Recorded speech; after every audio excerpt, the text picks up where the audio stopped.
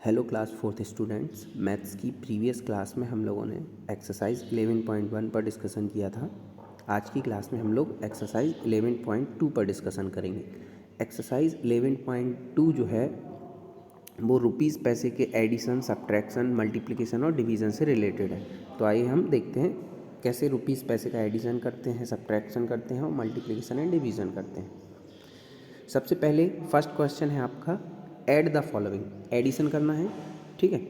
आपको to amounts दिए हैं, 264 रुपीज़ 30 पैसे। ये आपको रीड करना आ गया होगा, पॉइंट के बाद के जो 30 हैं वो पैसे हैं और ये 264 रुपीज़ है ना। फिर इसके बाद 725 रुपीज़ 25 पैसे, इसको ऐड करना है। तो हम क्या करेंगे, रुपीज़ और पैसे के 2 कॉलम बना लेंगे। ये रुपीज़ का कॉलम, ये पैसे का, रुपीज़ का सिंबल ये है, पैसे का सिंबल ये स्मॉल p, ठीक है। अब ये जो फर्स्ट अमाउंट में हमारे रुपीज़ थे वो हम रुपीज़ वाले कॉलम में रख देंगे। फर्स्ट अमाउंट में हमारे रुपीज़ थे 264, तो हमने ये 264 रुपीज़ वाले कॉलम में रख दिए और इसमें पैसे थे 30, तो उसके जस्ट बगल में जो पैसे का कॉलम है तो उसमें हमने 30 रख दिया। ठीक इसी तरह अगले अमाउंट में 725 रुपीज़ थे तो हमने इनको रुपीज़ वाले कॉलम में रखा और 25 पैसे थे तो इनको पैसे वाले कॉलम में। अब जैसे हम नॉर्मल एडिशन करते हैं सेम वैसे ही ऐड करना है, ठीक है। आपने ऐड किया 5 आया, 325 ये आया, ठीक है। फिर इसी तरह हम ऐड करते जाएंगे, आपको ऐड करना आता होगा। तो रुपीज़ वाले कॉलम में आया हमारा 989, तो 989 रुपीज़ के कॉलम में आया, मतलब 989 है रुपीज़, और 55 आया पैसे के कॉलम में, मतलब 55 है पैसे। तो हम इसको किस तरह लिखेंगे, 989 रुपीज़ का सिंबल आगे लगा देंगे, ठीक है। ये तो लगाते ही हैं और 989 लिख दिया। अब 55 क्या है, पैसे। तो पैसे को लिखने के लिए हम पॉइंट लगा देते हैं, उसके बाद का जो अमाउंट है वो हम लिख देते हैं, ठीक है। तो इस तरह से 989 इसमें रुपीज़ हैं और 55 पैसे। ये 55 इधर से आया पैसे वाले कॉलम से, 989 रुपीज़ वाले कॉलम से। एक और क्वेश्चन देख लेते हैं इसी का, डी वाला है। 66 रुपीज़ 11 पैसे, 505 रुपीज़ 8 पैसे और 4 रुपीज़ 7 पैसे। तो 66 रुपीज़ है तो रुपीज़ के कॉलम में, इसमें 11 पैसे, 505 रुपीज़ 8 पैसे, 4 रुपीज़ 7 पैसे। तो इसको एडिशन करना बहुत ही इजी होता है, बस आपको उसको प्रॉपर कॉलम में रखना होता है। जो अमाउंट रुपीज़ का है उसको रुपीज़ के कॉलम में, जो अमाउंट पैसे का है उसको पैसे के कॉलम में, मतलब जो पॉइंट के बाद वाला है उसको पैसे मानना है, ठीक है। राइट साइड से ही सॉल्व करना स्टार्ट करेंगे। ये 6 आया, इसमें 1 कैरी आ गया तो ये 2 हो गया। अगर इसमें आपका कैरी आ जाता है पैसे वाले कॉलम में तो आपको इसको रुपीज़ वाले कॉलम में आगे फॉरवर्ड कर देना है। इसमें तो नहीं आया था, ठीक है। अगर जैसे इधर मान लीजिए 2 की जगह 12 आ जाता तो आप सिर्फ इधर 2 लिखते हो, 1 कैरी आगे फॉरवर्ड कर देते रुपीज़ वाले कॉलम में। पूरा 12 नहीं लिखना है इधर, ठीक है। अगर आता है आपका कोई भी कैरी आती है तो पूरा नंबर नहीं लिखना आपको, ठीक है। कैरी आगे रुपीज़ में फॉरवर्ड कर देना है। इसमें तो कैरी नहीं है, ठीक है। तो अब हम आगे इसको नॉर्मल एडिशन की तरह ऐड कर लेंगे तो हमारा 575 आ जाएगा। एडिशन करना सभी को आता ही है। 575 रुपीज़ है, 26 पैसे हैं, पॉइंट लगा के हमने दोनों को सेपरेट कर दिया है, रुपीज़ का साइन आगे लगा दिया है, ठीक है। तो इस तरह से आपको इसका ए और डी मैंने सॉल्व करके बताया है। ए और डी तो करना ही है, साथ में इसका बी और सी पार्ट भी करना है। इसके बाद सब्ट्रैक्शन भी सेम एज एडिशन है। उसी तरह रुपीज़ पैसे के कॉलम बनाए, रुपीज़ का अमाउंट रुपीज़ में रखा, पैसे का अमाउंट पैसे में रखा, इसी तरह सब्ट्रैक्ट कर दिया, ठीक है। और अगर आपको इधर कैरी लेने की ज़रूरत पड़ती तो हम रुपीज़ से कैरी ले सकते थे, बिल्कुल नॉर्मल एडिशन की तरह, ठीक है। 117 रुपीज़ 71 पैसे, ठीक है। ये 117 आ गया आपका रुपीज़ वाले कॉलम में और 71 पैसे वाले कॉलम में, तो 71 पैसे हो जाएंगे, 117 रुपीज़ हो जाएंगे, ठीक है। इसी तरह इसका बी वाला सॉल्व किया है। 761 रुपीज़ हैं, 45 पैसे हैं, ठीक है। 43 इसमें है, इसमें 2 डिजिट थे, आगे 0 लगा दिया।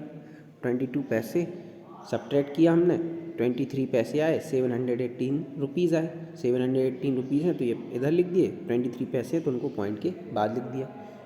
तो एडिशन और सब्ट्रैक्शन आई होप आप लोगों को समझ में आ गया होगा। सब्ट्रैक्शन का मैंने ए और बी पार्ट सॉल्व करके दिया है, ये तो करना ही आपको, साथ में इसका सी डी भी करना है। अब आते हैं हम थर्ड क्वेश्चन मल्टीप्लिकेशन पर। मल्टीप्लिकेशन बहुत इजी होता है, हम नॉर्मल मल्टीप्लिकेशन की तरह ही मल्टीप्लिकेशन करते हैं इसको। 5 से पहले 4 का किया, 20 आया, 2 कैरी, ठीक है। फिर 5 से 2 का किया 10, 2 कैरी तो 12 हो गया। पॉइंट आपको इग्नोर करना है, समझना है, पॉइंट लगा ही नहीं है। 12 आया तो 1 कैरी भी आया, है ना, तो 1 कैरी हमने आगे फॉरवर्ड किया, फॉरवर्ड 5 4 जा 21, 21, फिर 2 कैरी आया। फिर इसी तरह हमने जब 5 6 जा 30 किया और 2 कैरी तो 32, फिर 3 कैरी आया, 5 3 जा 15 और 18, ठीक है, 3 कैरी। तो हमारा ये जो आ गया, अभी तो पॉइंट लगाया नहीं हमने कहीं पे भी, मतलब इसमें तो आंसर में तो लगाया, जैसे मैंने अभी आपको सॉल्व करके बताया उसमें तो पॉइंट नहीं लगाना। तो अब हमें क्या करना है, नॉर्मल मल्टीप्लिकेशन करने के बाद देखिए इसमें कितने डिजिट्स हैं पॉइंट के बाद, 2 डिजिट्स।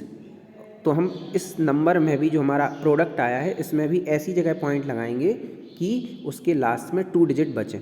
तो हमने इसमें देखिए इधर पॉइंट लगाया है, अब देखिए इसके बाद 2 डिजिट्स बचे हुए हैं, ठीक है। तो पूरा सॉल्व करना है नॉर्मल मल्टीप्लिकेशन की तरह, लास्ट में पॉइंट लगा देना है, ठीक है। इसमें पॉइंट के बाद 2 डिजिट थे तो इसमें भी पॉइंट के बाद 2 डिजिट्स रखने हैं। सेम इसी तरह आपको नॉर्मल मल्टीप्लिकेशन की तरह इसको मल्टीप्लिकेशन किया आपने जब, तो आपका ये आंसर आया। फिर इसमें भी पॉइंट के बाद 2 डिजिट्स थे तो हमने पॉइंट इधर लगा दिया, इसमें भी पॉइंट के बाद 2 डिजिट्स हैं। बस नॉर्मल मल्टीप्लिकेशन की तरह ही इसको मल्टीप्लाई करना है। फोर्थ वाला है आपका डिवीज़न।